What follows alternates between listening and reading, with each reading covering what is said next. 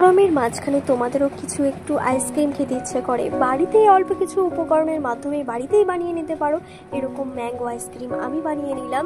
তো সেটাই তোমাদের সাথে আজ শেয়ার করতে এসেছি।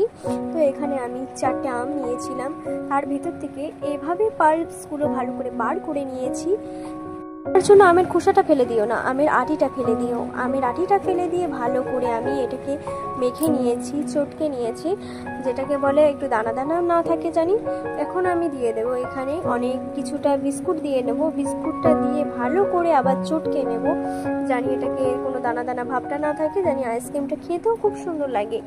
তো চলো তোমাদের সাথে আমি শেয়ার করছি আমি কিভাবে বানিয়েছি, আর তোমরাও পুরো ভিডিওটা দেখতে থাকো।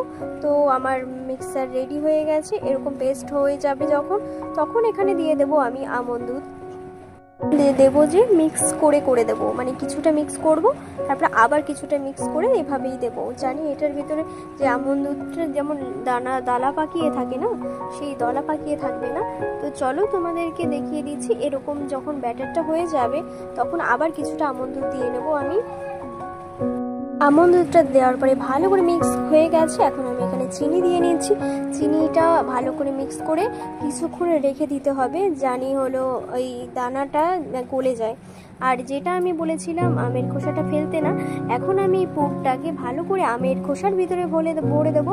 ভরে দিয়ে এইভাবে মুখটা আটকে দিয়ে কিছুক্ষণের জন্য ডিপ ফ্রিজে রাখলে আমাদের হয়ে যাবে ম্যাঙ্গো আইসক্রিম। চলো আমি তোমাদেরকে কেটে দেখাচ্ছি কেমন হয়েছে।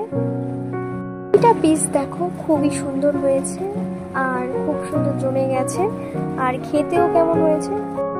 আইসক্রিম বানানোর ভিডিওটা তোমাদের কেমন লাগলো প্লিজ লাইক কমেন্ট শেয়ার করতে ভুলবে না। আর যদি ভালো লাগে থাকে তাহলে তোমাদের মতামত কমেন্টের মাধ্যমে বলতে পারো। Thank you.